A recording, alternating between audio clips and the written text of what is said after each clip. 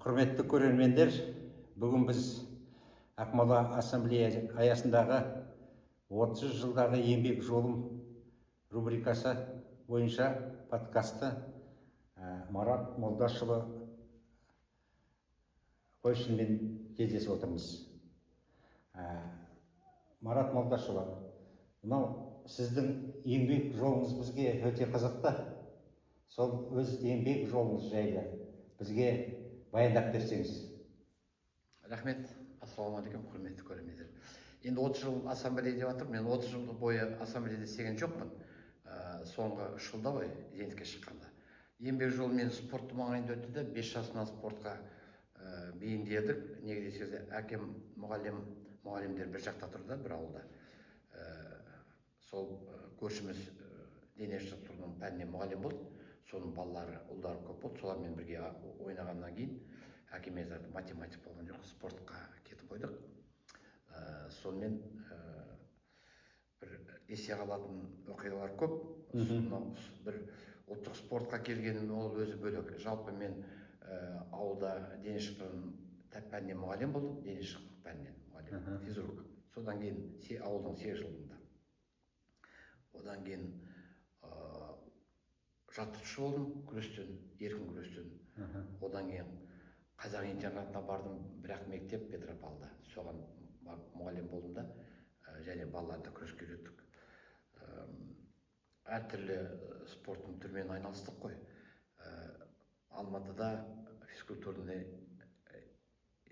институтта оқып жүргенде Металбек Хасайнович Болғанбаев деген мұғалім ұстазымыз болды. Ерте қайтты, ол кісі сол кезде біз жаспыз ғой, бізде бір 10 жас үлкен, кісімен ол кезде жаспыз, кішкене мінез бар олай. Кісімен сен деп сөйлесетінбіз, ол кісі көтере беретін. Сол кісі айтатын да, әй, балалар елге барғанда ұлттық спорт көтеріңдер. Сол кезде 86, 85, 4, сол кезде жылдары ғой, соны айтатын да, бізге көрсететін, бәйге, тоғызмалақ, көкпар деп, мен айтам, өй ағай, біз айтам, кім керек мынау әй, бұның ешкім. Біз еркін күрестің мықтысы деп әкісімен. Сол кезде, сол бертін директор болып жүрген кезде үйде бір нелерімді, кітаптарын қарап отырсам, негізі кітапты көп оқимын мен. Оқығанмын, қазір оқымаймын. Сол кезде көп оқығанмын, мен анам кітапханашы болды мектепте. Сондықтан кітапқа бейімделгенбіз. Сол анау ағайымыздың маған ұлттық спорт түрлері деп кітап бар менде үйде. Соған автограф жазып беріпті. Інішегім Маратқа келешекте жақсы маман болуға тілектеспін деп қолын қойыпты. Сол директор жүргенде ойладым, ой алла, мынау ағайымыздың батасы орындалыпты, алла қабыл еткен ғой. Содан кейін мен енді қарасам, істеп жатқан жұмысым қазақ күрес, сол ұлттық ойындар, спорт түрлері дейсіз. Директор болып мені үлкен басшы тағайындады осы Көкшетауға келгенде. Мен айттым, мен директор боламын, бірақ мен анау немен айналысатынымды түсінуім керек қой. Қазақ күресін жарайды білемін. Еркін күреске жақын ғой. Әйтеуір күрес совет өкіметінен қалған құжаттар бар. Күнде жататын күнделікті, жоспар, жылдық, айлық деген сияқты. Басқа бәйгеде жоқ. Сонда мен келгенде құсбегі болды, бүркіттер. Құсбегі болды, қазақ күрес болды, бәйге болды, тоғызмалақ болды, төртеу. Содан кейін ағайларыма қараймын, қағаз құжат жоқ. Және жаттықтырушыға айтсам, сендер бәйге туралы бір методичка, нұсқама дейміз бе? Солай жазыңдаршы методичка. Олар жазу білмейді. Жай жылқыны жақсы көреді, атам шапқан, арғы атам шапқан деп сонымен бәйгемен жүрдік. Содан кейін болмайды ғой, ашу керек. Сосын саят екен, бір бөлімі саят екен. Мен министерствоға барып, Астанаға барып айттым, мынау саят деген, мен спортпын, мен саяткерлікпен айналыспын, туризм емес менікі спорт қой. Сондықтан мынау құстар, тек қана бүркіт емес қой, бүркіт, қаршыға, ителгі бар ғой. Сондықтан үлкен бүркітті балалар ұстай алмайды ғой, құшылар. Кішкентай құспен айналысу керек. Сондықтан не деп қоямыз, құсбегі деп айтайық.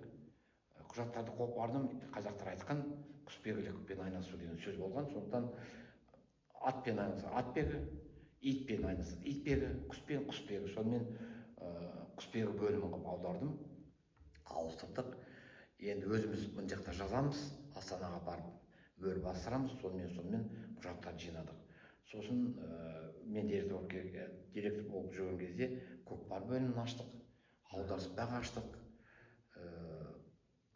асық аштық, мейрамбек бастаған асықты официально аштық, жамбы аштық, болмаған бәйгенің бір баласын күштеп, мәжбүрлеп жамбы атуға бейімдедім, жатыршып қойдым. Ол болмаймын, анау біреу бастау керек қой.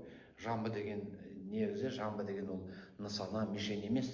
Жамбы деген ертеде аталарымыз бір дөмелақ алтыннан ба, күмістен бе былай жамбы деп дөмелақты үлкен ағашқа арқанға іліп қойдық төбеге.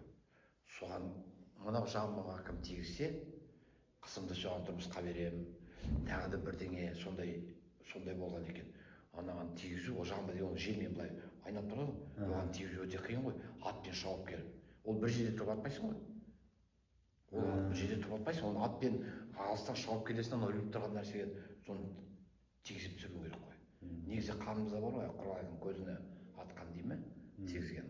Сондықтан және бұлар ұлттық спортта, құрағы жағана спорттағы жүлде алып, грамота, мадақтама алып, соған мәз болмайсың ғой. Негізі денсаулыққа өте пайдалы екен ғой. Көкпардың ол сөз қадамнан ғой. Көкпар кәдімгі көрдің бе ойнап жатқан? Кәдімгі қызып анау айғыр қалай көздері қызарады, адам да солай қызарып, кәдімгі жауынгерлік көрсетеді.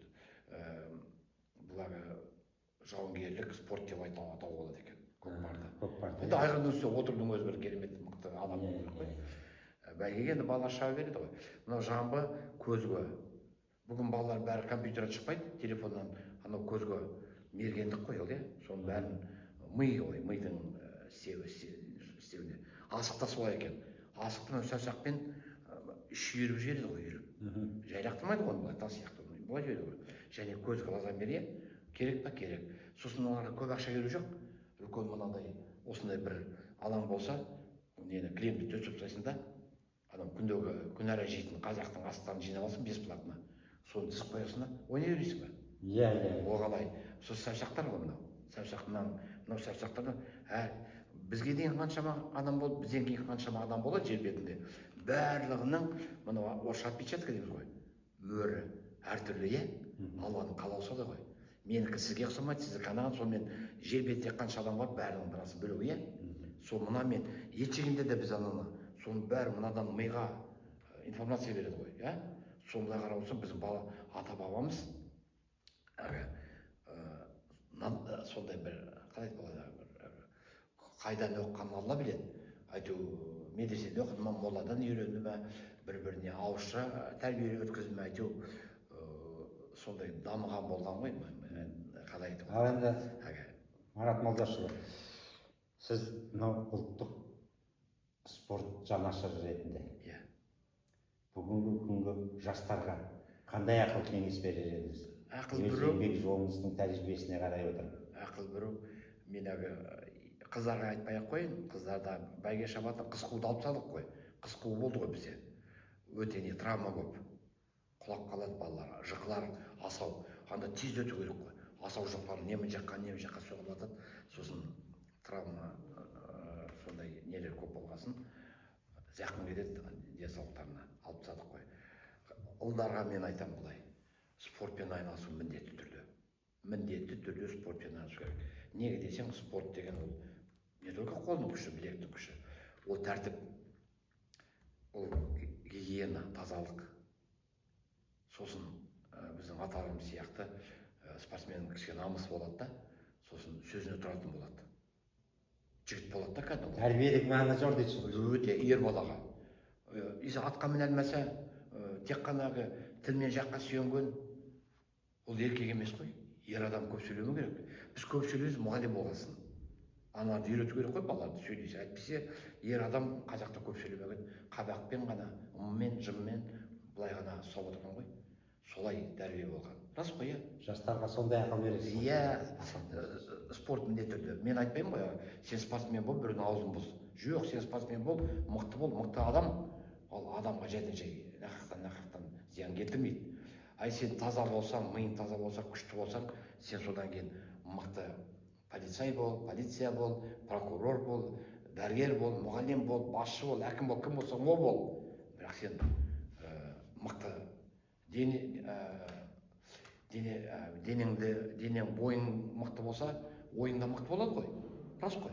Если слабый болсаң, жер қатты жер соқса құлап жатсаң, сен қандай үміт, қандай қайыр, сен қандай бай боласың, қандай сен кенше қаласың сен. Сен қыздар бармайды ғой. Өзің мынандай болып жүрсең.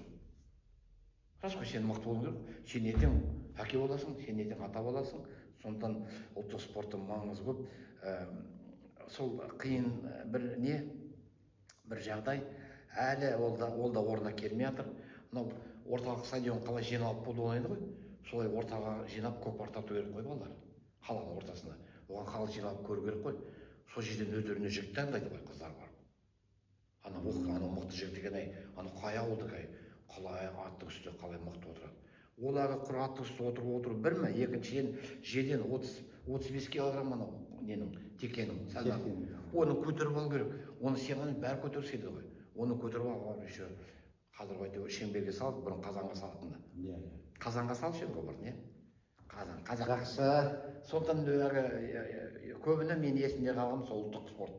Басқа спортта болдық қой, шаңғы тептік, волейбол ойнадық, баскетбол ойнадық, бірақ мынау неге қаныңға жақын екен ғой. Осы жерде айта кететін жағдай, мен әскерде ғана ойлана бастадым, мен қазақ екеніме. Мен орысша оқыған адаммын ғой. Орысша оқып, орысша колледж, орысша институт, армия. Сонда қарап отырсаң, көшпенділерді мен орысша оқығанда. Біздің жерлесіміз ғой, Есенберлер, Ильяс Есенберлер. Орысша оқыдым. Содан кейін қазақшаны қойып қойдым да, Алмас Қылыш Қаһарды қойып қойдым да, бірінші қазақша оқыған кітабым сол трилогия, енді келіп мен қазақша оқимын да, түсінбеймін. Сосын анау кітапты қойып қойдым, қатар бәрін қойып қойдым. Сосын ана мен тауып аламын да главаларын. Сонымен ақыры 3 рет қайта оқыдым. Ойбай, содан кейін мынау орысша оқыған мен констатация фактов дейді. Факт. Анау сол жылы сөйтті, өлтірді, басын шапты, битті. Факт. Мынау қазақшасын оқығанда мен солардың арасында бірге шауып жүрмін да. Бірге солармен бірге соның ішінде жүрмін. Жанұя мен өзімнің ойым бәрі сонымен қазақ сонымен тәрбие алады екен. Сондықтан ұлттық спорт деген өте мағына. Ол бірінші рөл, ол бірінші орында болу керек. Футбол, хоккейда жақсы ғой, баскетбол.